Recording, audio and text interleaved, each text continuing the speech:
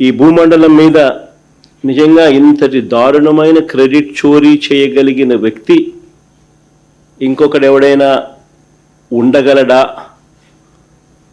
అని అనిపించేట్టుగా చంద్రబాబు నాయుడు గారు మాట్లాడుతూ ఉన్నారు. ఊసరి వెళ్ళి కూడా చంద్రబాబు నాయుడును చూసి బహుశా సిగ్గుపడుతుందేమో. అంతటి దారుణమైన మోసాలు, అంతటి దారుణమైన అబద్ధాలు. నేను సూటిగా చంద్రబాబు నాయుడు గారిని అడుగుతా ఉన్నా, మీ ద్వారా ప్రజలందరి తరపున అడుగుతా ఉన్నా.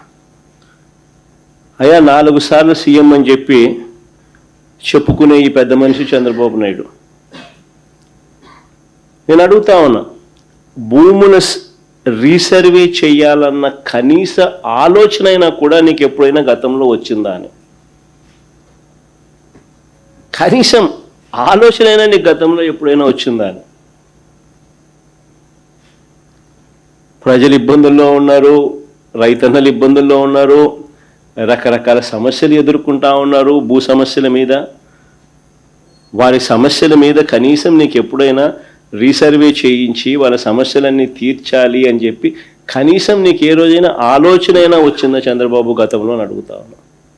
ఈరోజు క్రెడిట్ చోరీ తీసుకుంటూ తాను మాట్లాడుతూ ఉన్న మాటలకు నిజంగా ఈ పెద్ద మనిషి సిగ్గుపడాలి.